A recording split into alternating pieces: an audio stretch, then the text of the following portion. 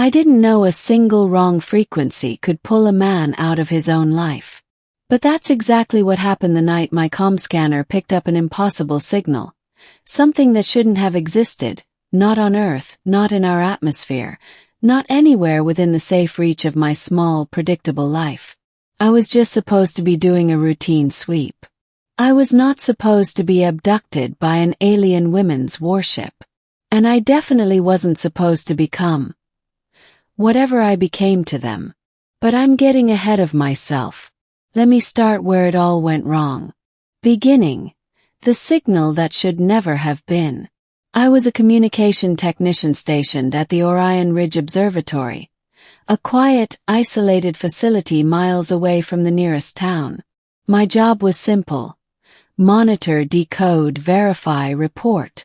Nothing exciting. Nothing dangerous. Nothing that could possibly lead to being teleported onto a starfaring vessel full of armed alien women. At 1:42 a.m. the scanner crackled. The screen flickered. The numbers glitched. The system produced a sound so sharp and harmonic my head buzzed. Then came the transmission. A string of pulses. Fast, then slow, then fast again. A repeating pattern. Clearly intelligent. My heart raced as I adjusted the dials. I jotted down the sequence, tried applying standard decoding protocols, and ran it through every analyzer the station had. The machine spat out one translation after another. Requesting aid. Vessel damaged. Coordinates locked. Coordinates locked. I muttered. Locked to what? And then the scanner burst with light. Before I could move, before I could reach for the emergency cutoff, before I could blink, the room vanished. Light crushed inward, wrapped around me, turned itself inside out, and dragged me through a tunnel of noise and pressure. I couldn't breathe, couldn't think, couldn't scream. And then everything snapped, and I landed on cold metal. I wake up surrounded by alien women. Gasp for air. The floor beneath me thrummed with power. The air smelled like ozone and burned metal.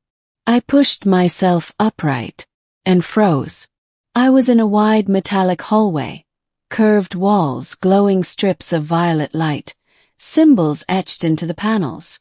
And standing around me, women, armored, blue-skinned, each one armed with a staff rifle glowing at the tip. Their eyes glimmered like electric gold, narrowing sharply as they realized I was conscious. None of them looked remotely human, yet none looked monstrous. They were imposing, beautiful in a terrifying way, like living war statues carved from sapphire and steel. One of them stepped forward. She was taller than the rest, her armor more ornate. Her voice, when it came, vibrated the floor. Identify yourself, male. You have breached a Velari warship. My mouth opened and closed. I didn't breach anything. A signal brought me here. The soldiers exchanged glances, their eyes flicking with a mixture of confusion and annoyance. The tall one lifted her hand. Her gauntlet glowed. A holographic sphere materialized, showing the exact signal I'd received. She stared at it, jaw tightening. "A misfire," she muttered. Our distress recall bounced off a primitive relay. This male was dragged in by accident. Dragged in. I sputtered. I barely touched the scanner. Before I could finish, a chorus of alarms erupted through the ship. The walls pulsed red. The floor trembled. The warriors snapped into action instantly. "Intruders approaching," one shouted. "Positions. Defend the core." Another barked. I stumbled backward as soldiers rushed past me, their weapons glowing brighter. The tall one grabbed my arm. "Ooh, human. Stay close. If you die, command will punish me for losing you." I swallowed hard.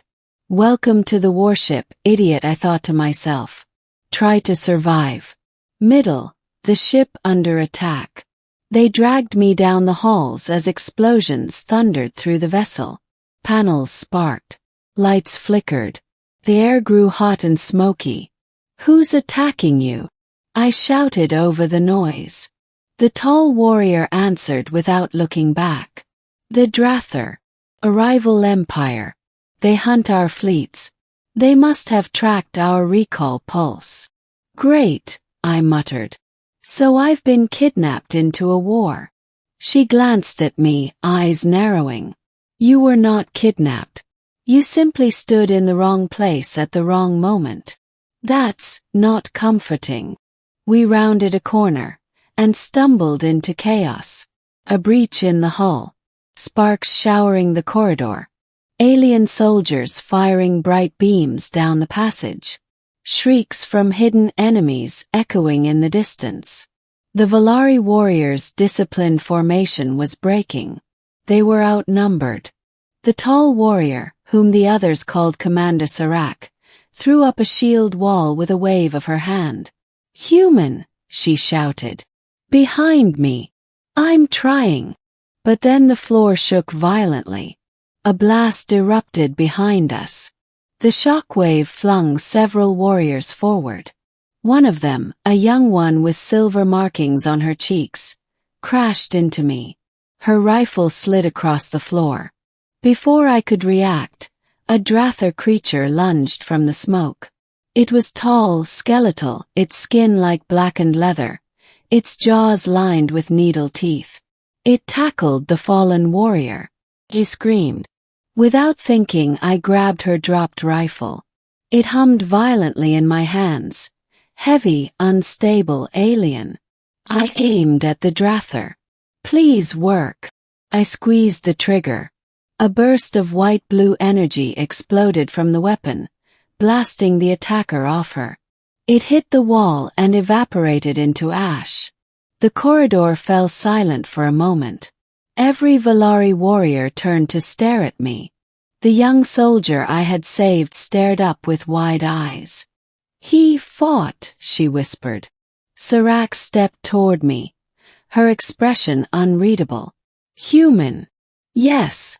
Do not drop that weapon. Trust me, I'm not planning to. The humans are weak, until they're not." Serak guided us deeper into the ship, toward the core command chamber. We reached a sealed blast door. It slid open to reveal dozens more Velari women directing energy systems, monitoring shields, rerouting power. The room vibrated with tension.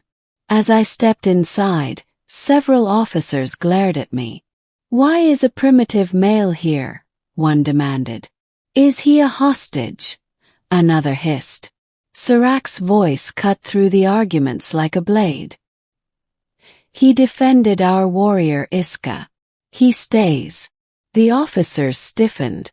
"Saving one of their own earned me.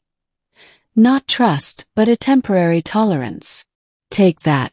Suddenly the ship shook again, harder this time. The main screen flickered, showing Drathir vessels latching onto the warship like parasites. One officer turned pale blue. "Commander, they've breached the engine Sanctum." Serak slammed her fist onto the console.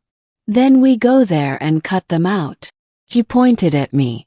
"Human, your weapon skill is crude, but effective. You're coming." My stomach dropped. "What? No, I don't fight alien wars." "You already did."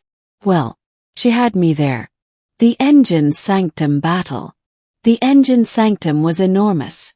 A circular room with a glowing core suspended by energy beams. But it was crawling with Drathir soldiers. Velari warriors charged into battle. Rifle blasts lit the room. Echoes of screams and metal clashing filled the air. The core flickered, close to overload. I ducked behind a column, firing blindly. Serak fought like a storm, every strike precise, every blast lethal. But the Drathir kept coming. A creature lunged at Serak from behind. I fired again, the beam catching it in the side and knocking it over the railing. Serak glanced back at me, eyes narrowed. Not with anger but something else. Respect. No time to think.